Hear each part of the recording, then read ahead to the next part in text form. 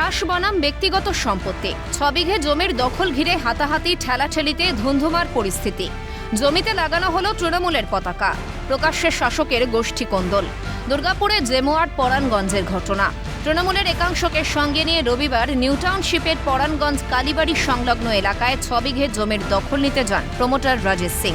সে সময় গ্রামবাসীদের সঙ্গে নিয়ে বাধা দেয় তৃণমূলের অপর গোষ্ঠী। আর এই ঘটনাকে কেন্দ্র করে তুলকালাম বেঁধে যায়। দুপক্ষের মধ্যে হাতাহাতি ধস্তাধস্তি হয়। গ্রামবাসীদের অভিযোগ, খাস জমি দখল করে নিচ্ছে প্রমোটার। আজকে ওরা বলছে যে আমরা সবগুলো দখলে আমাদের বিক্রি করেছে ওরা, তাহলে সেটা আমাদের তো জানা ছিল না যে ওরা বিক্রি করে দিচ্ছে, তাহলে আরো আগে আমরা দাবি করতাম।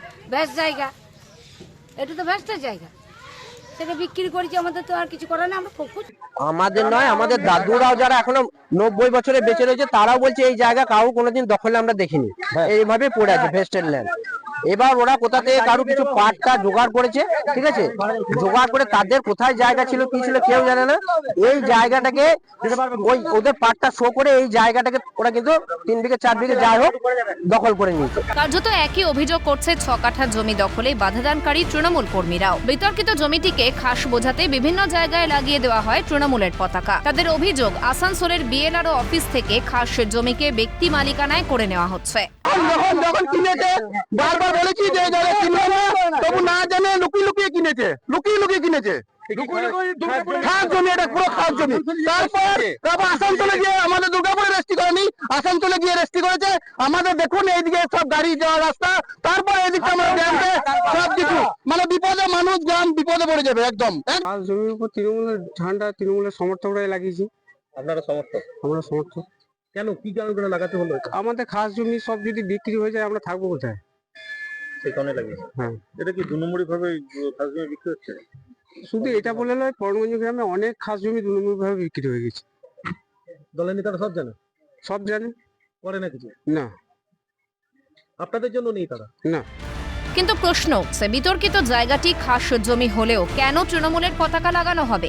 শাসক দল বলে কি খাস জমির ওপর সত্ত্ব রয়েছে ভেবে নিয়েছে? মুখ খুলেছেন জমি নিয়ে বিপাকে পড়া প্রমোটার রাজেশ সিং। এরকম ভাবে বাধা পেলে পরিকল্পনা বাতিলের হুঁশিয়ারিও দিয়েছেন। হারাসমেন্ট করছে। কেন?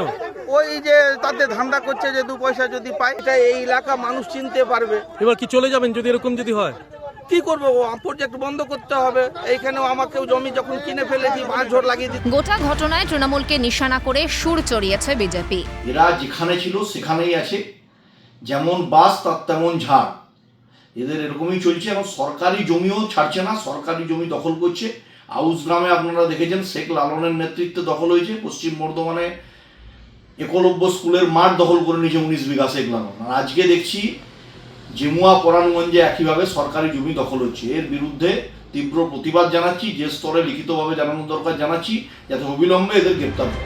এমন সমস্যার জন্য বিজেপির ঘাড়েই দোষ চাপিয়েছে তৃণমূল। মনে হয় যে যারা আজকে দখল করছে, ব্যবহার করার চেষ্টা করছে এবং নতুন করে কাগজপত্র, তারা বিগত দিনে বিজেপি করেছে। সেই বিজেপির মদতে আজ এই কাজটা করছে। তৃণমূল কংগ্রেস এটার মধ্যে কোনো মোটের ওপর কিন্তু এই ঘটনায় ঘিরে কিন্তু টানটান উত্তেজনা দুর্গাপুরের যে জেমুয়া গ্রাম রয়েছে, সেই জেমুয়া গ্রামে পরাণগঞ্জ গ্রাম এলাকায়। দুর্গাপুরের জেমুয়া গ্রাম থেকে রাজেশ সেনগুপ্ত, ক্যালকাটা নিউজ।